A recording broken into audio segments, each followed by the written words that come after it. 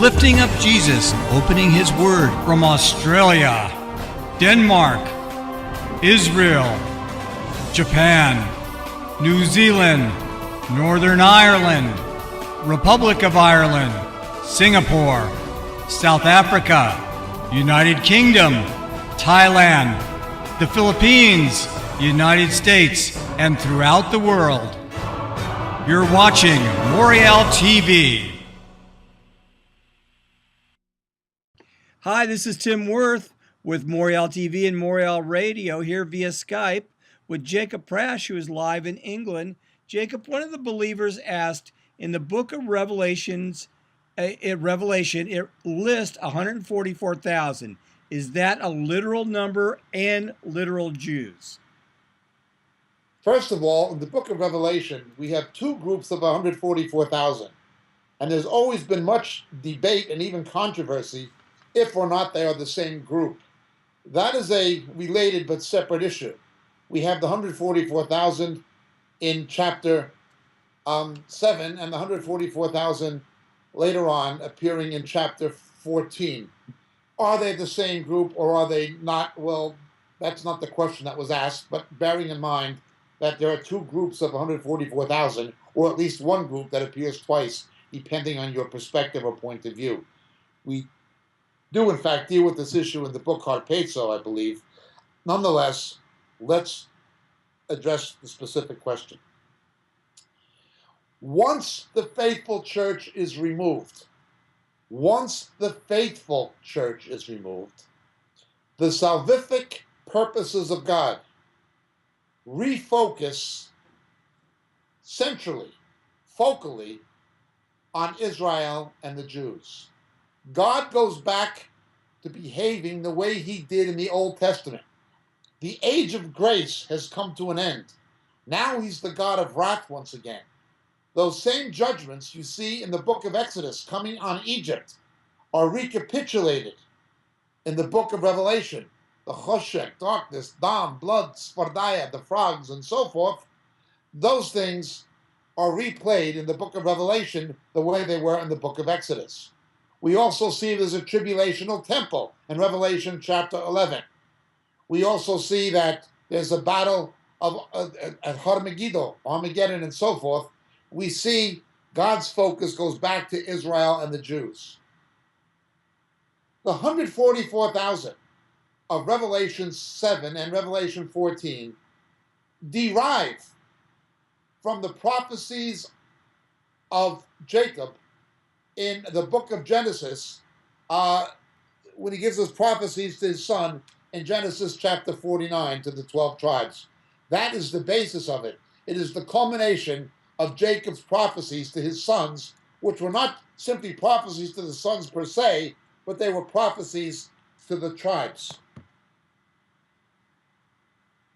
Fully consistent with the motif and the focus and the emphasis that once the faithful church is removed, God turns His purposes back to dealing with Israel and the Jews. And in fact, He begins doing that even before the church is removed to a degree.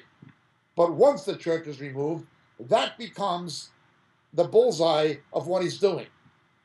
These mistaken beliefs of the tribulation saints and so forth are amplified way out of proportion to anything the scriptures actually teach. Once the faithful church is gone, God is dealing with Israel. That is why you see the motifs and literary imagery of the Old Testament in the book of Revelation so robustly and acutely. Again, consistent with this Hebraic motif, with this Judaic eschatology, the 144,000 are literal Jews. To the best of my understanding, they are actual literal Jews. Now the question becomes, how do you determine their tribal identity, apart from the fact that God knows? Well, let's understand there are different ways we can approach this question. To begin with, the 12 tribes were not simply the names of tribes. They were the names of provinces or shires or counties. 12 governed regions of the nation, and understand when somebody would marry across tribal lines a woman, she would take on the identity of the other tribe. We also see in the revivals of King Asa that faithful people from the 10 backslidden northern tribes would come south.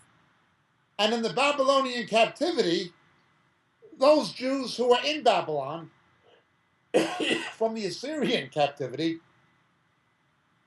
returned, at least some of them did, with the tribes of Judah and Benjamin. We know that these tribal identities existed all the way till New Testament times, because James writes his epistle, writing to Jewish believers, to the 12 tribes. Additionally, there are Jewish historical sources in the Mishnah and things of this nature affirming what the New Testament says. So, how can we understand it? Well, to begin with, it could be a regional identity in part. He's from this county or shire or province. He's from the province of Simeon or from the province of Dan, something of that nature. Now, we see this in the book of Judges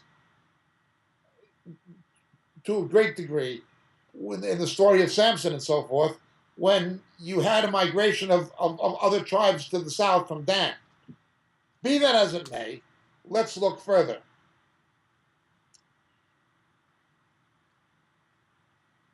Today we have something called mitochondrial DNA.